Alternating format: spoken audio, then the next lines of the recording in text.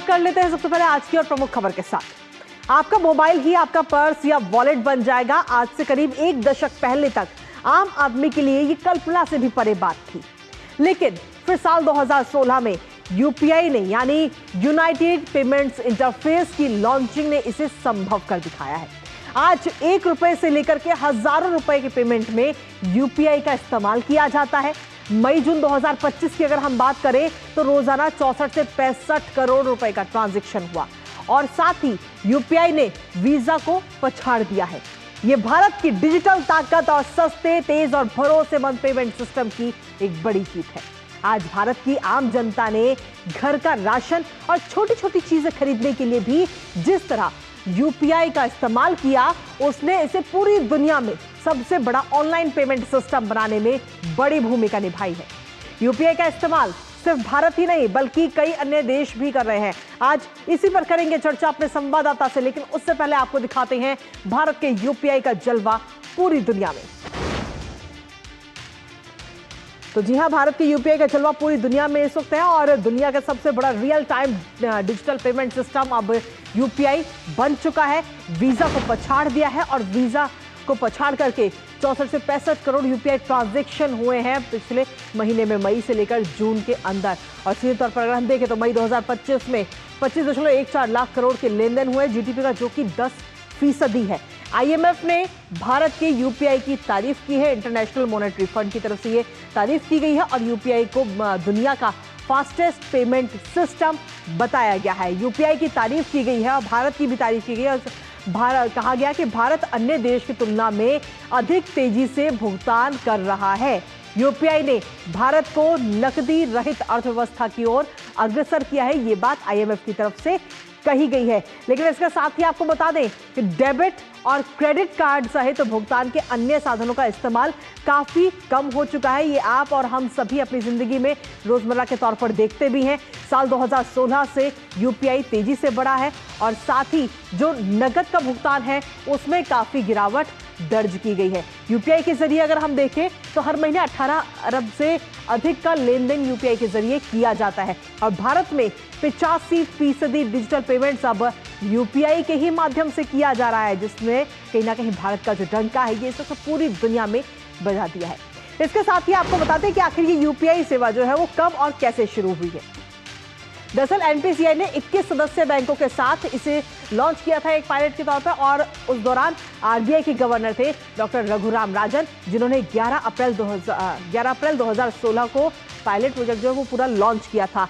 25 अगस्त 2026 से बैंकों ने यूपीआई सक्षम ऐप्स को अपलोड करना शुरू कर दिया था।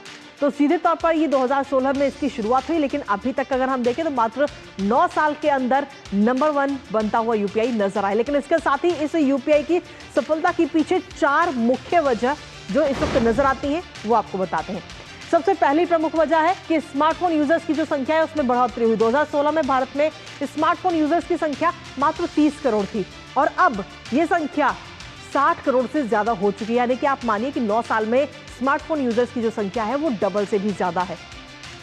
इसके साथ ही इंटरनेट सस्ता होने की बात के कारण लोगों ने काफी अपनाया है। पहले 1 GB डाटा के लिए 225 रुपए चुकाने पड़ते थे, लेकिन पहले के मुताबिक अगर हम अभी देखें तो 700 MB से बढ़कर 21 GB हर महीने का औसत डाटा है एक व्यक्ति का, ये औसत डाटा निकाला गया है। लेकिन इसके साथ ही स्टार्टअप बूम की भी एक खास भूमिका रही। छोटे दुकानदारों ने इसको सबसे ज्यादा बढ़ाया।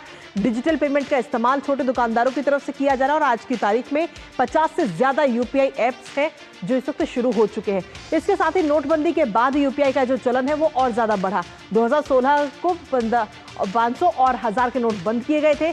नवंबर 2016 में 45 लाख पेमेंट्स हुए, लेकिन एक साल के अंदर दिसंबर 2017 में 15.18 करोड़ पेमेंट्स हुए। यानी कि आप समझिए कि मात्र 2016 से लेकर 2017 तक एक साल के अंदर 33 गुना ये पेमेंट्स बढ़े हैं। तो ये 4 प्रमुख वजह जिनकी वजह से यूपीआई नंबर 1 बनता हुआ नजर आए। लेकिन इसके साथ ही भारत के अलावा भी ऐसे कई सारे देश हैं जहां पर यूपीआई का इस्तेमाल किया जा रहा है। एक नजर उन देशों पर भी डाल लेते हैं। सबसे पहले भूटान, नेपाल, सिंगापुर, ये वो देश हैं जहां पर यूपीआई का इस्तेमाल किया जा रहा है। इसके साथ ही यूएई में भी इस्तेमाल हो रहा है यूपीआई का, मॉरिशस में भी और फ्रांस में भी। ये वो देश जहां पर आप यूपीआई के जरिए पेमेंट कर सकते हैं। श्रीलंका, त्रिनिदाद और टोबैगो और साथ ही नामीबिया, जहां प्रधानमंत्री नरेंद्र मोदी का हाल ही का दौरा रहा और उसके बाद में ही ये बड़ी सफलता मिली कि वहां पर भी यूपीआई पेमेंट शुरू हो चुके हैं। हमारे साथ हमारे सहयोगी शैलेंद्र इस वक्त जुड़ रहे हैं। ताजा अपडेट के लिए सीधा उनका रुख करते हैं। शैलेंद्र, क्या कुछ ताजा अपडेट है आपके पास में? यूपीआई की अगर हम बात करें तो 2016 के बाद में अब 2025 9 साल के अंदर यूपीआई पेमेंट्स नंबर 1 बढ़ता हुआ नजर आया और इस बात को आईएमएफ ने भी माना है।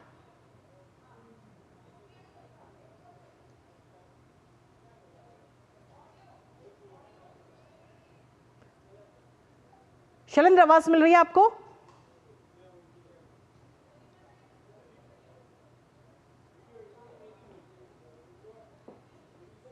चलिए, हमारा संपर्क अभी उनसे नहीं हो पा रहा है, एक बार फिर से उनसे संपर्क साधेंगे। लेकिन सीधे तौर पर अगर हम देखें तो आईएमएफ की तरफ से ये बात कही गई है और साथ ही भारत की तारीफ की, भारत के जो यूपीआई सिस्टम है उसकी तारीफ करते हुए भी आईएमएफ नजर आई है। और इससे कहीं ना कहीं भारत का जो लेन देन है, भारत में जो आम लोग इस्तेमाल कर रहे हैं इस वक्त यूपीआई, उस यूपीआई के जरिए सबसे ज्यादा लेन देन किया जा रहा है। पिछले महीने की अगर हम बात करें, मई से लेकर जून तक, तो 64 से 65 करोड़ ट्रांजैक्शन यूपीआई के जरिए हुई है। और इस ट्रांजैक्शन ने कहीं ना कहीं जो वीजा के जरिए हम ट्रांजैक्शन पहले करते थे उसे भी पीछे छोड़ दिया। ये वीजा, ये वो सर्विस है जो सालों से चल रही थी, लेकिन अब कहीं ना कहीं उसे भी यूपीआई ने पीछे छोड़ दिया है। नजर इस खबर पर लगातार बनी रहेगी, साथ ही अपने संवाददाता से भी करेंगे चर्चा। लेकिन उससे पहले न्यूज पंच में रुकते एक छोटे से ब्रेक के लिए।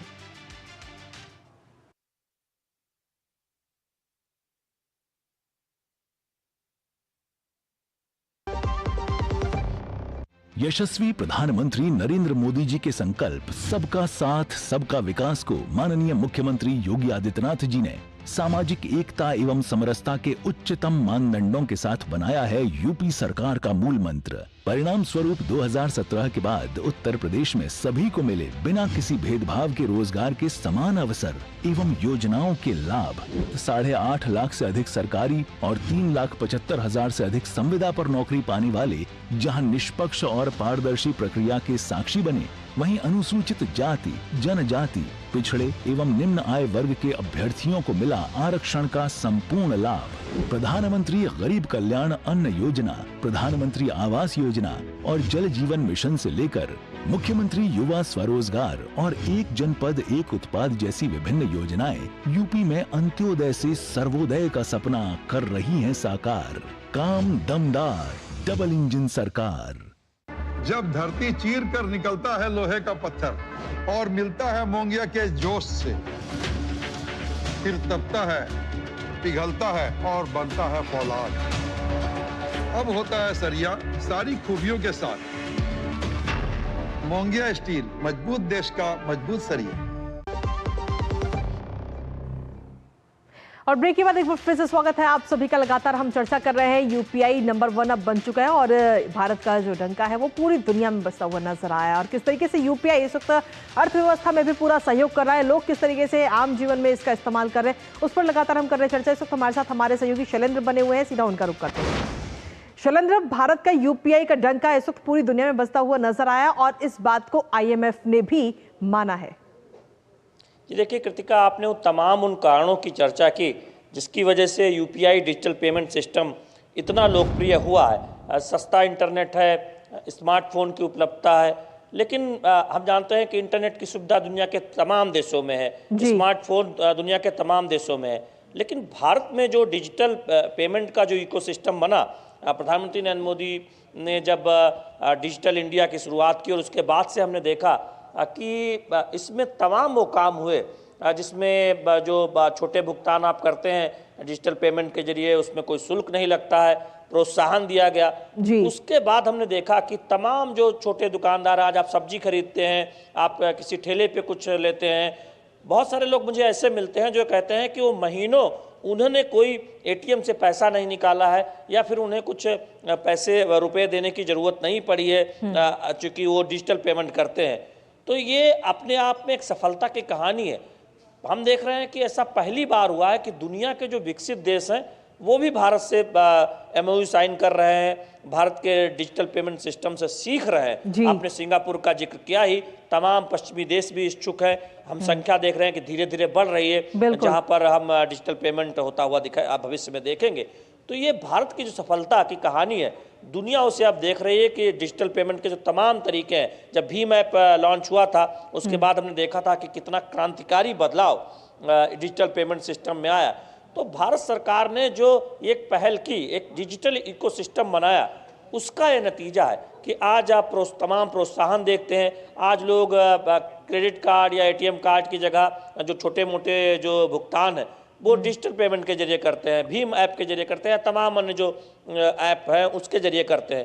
तो ये समय समय पर जो पॉलिसी इंटरवेंशन किया गया, जो डिजिटल इकोसिस्टम बनाया गया, प्रोत्साहन दिया गया आम लोगों को, उसका नतीजा है। और एक सुरक्षित है, ये बात बिल्कुल साबित हुई, हमेशा ये बात सामने आई। तो अब जनता का भरोसा है कि वो जो छोटे मोटे भुगतान करते हैं वो डिजिटल पेमेंट के जरिए करें। लेकिन इसके साथ ही अगर हम देखें तो सरकार की तरफ से भी काफी महत्वपूर्ण भूमिका हमें देखने को मिली है, क्योंकि डिजिटल पेमेंट जब शुरू किया गया था तो उसमें किसी प्रकार का कोई भी एक्स्ट्रा चार्जेस नहीं लगाया गया, ताकि ज्यादा से ज्यादा लोग इसका इस्तेमाल कर सकें। खास तौर पर जो छोटे दुकानदार हैं, आज आप कभी भी बाहर निकलेंगे तो जो रेड़ी पटरी वाले लोग हैं, जो ठेलियां लगाते हैं, सब्जी बेचते हैं, 10-15 रुपए भी अगर आपको देने हैं तो आप यूपीआई के जरिए उनको पे कर सकते हैं, जो एक कहीं ना कहीं सबसे बड़ा कदम है और इसमें महत्वपूर्ण भूमिका भी निभाता है। देखिए कृतिका, आज से अगर आप 4-5 साल 10 साल पहले जाएं तो जो आम नागरिक होता था, नौकरी पेशा या फिर बाकी लोग, वो जैसे ही उनको सैलरी मिलती थी या जैसे ही उनको मजदूरी मिलती थी तो सबसे पहले वो उसे एटीएम के जरिए अपने पास कुछ नगद रख लेते थे, कुछ घर पर दे देते थे। अब ये एक तरह से पूरी व्यवस्था बदल गई है। शायद आप भी और हम भी सब सैलरी आती है तो महीनों इस बात की चिंता नहीं करते या फिर पूरे महीने में कि नहीं हमें कुछ नगद निकाल के रखना ही रखना है, क्योंकि तमाम पेमेंट आप डिजिटल करते हैं। चाहे वो किसी ऑटो वाले को पेमेंट करना हो या फिर मेट्रो में कार्ड रिचार्ज कराना हो, या तमाम जो भुगतान है वो डिजिटल होता है। डिजिटल पेमेंट ऐप के जरिए हुआ क्या है कि फुटकर जो आप खरीदारी करते हैं उनको जो प्रोत्साहन दिया गया, जब आप कोई 500, 200, 100 रुपए का सामान खरीदते हैं और अगर आप उसे कार्ड के जरिए खरीदें या फिर डिजिटल पेमेंट के जरिए अगर आप ऐप के जरिए करें, भीम ऐप या फिर तमाम ऐप से, तो देखिए वो ज़्यादा सुविधाजनक है, उस पर शुल्क नहीं है। और इसीलिए जब एक बात आई कि हाँ बड़े भुगतान पर शुल्क लगाया जाए, तो हम इसीलिए कि वो क्रेडिट कार्ड या फिर बाकी एटीएम कार्ड से महंगा पड़ता है भुगतान, डिजिटल पेमेंट जो ऐप के जरिए करते हैं आप, भीम ऐप या तमाम ऐप के जरिए, वो सस्ता पड़ता है। बिल्कुल। तो इसकी व्यवस्था ने हमने देखा है कि डिजिटल पेमेंट को बहुत बढ़ावा दिया है, न केवल भारत में बल्कि अब तमाम दुनिया के जो देश हैं वो भारत के इस अनुभव से सीख रहे हैं और डिजिटल पेमेंट को, डिजिटल ऐप के जरिए पेमेंट को अपना रहे हैं। इसके साथ ही यूपीआई सुविधा जो है वो सिर्फ रेडी पटरी तक सीमित नहीं रही या दुकानदारों तक सीमित नहीं रही। आज की तारीख में जब हम अपने मोबाइल का भी रिचार्ज करते हैं तो वो भी हम ऑनलाइन कर सकते हैं। इसके साथ ही बिजली का बिल हो, गैस का बिल हो या फिर तमाम जो बिल हैं वो भी हम ऑनलाइन कर सकते हैं, जिसके लिए पहले हमें घंटों लाइनों में लगना पड़ता था। अलग से एक दिन छुट्टी लेकर के वहां हम लाइनों में लगते थे और पेमेंट करते थे। लेकिन आज वो सब लाइनों से हम दूर, घर बैठे ही तुरंत ही हम इसकी पेमेंट कर सकते हैं। ये सबसे बड़ी सुविधा भी है जो समय भी बचाती है आपका।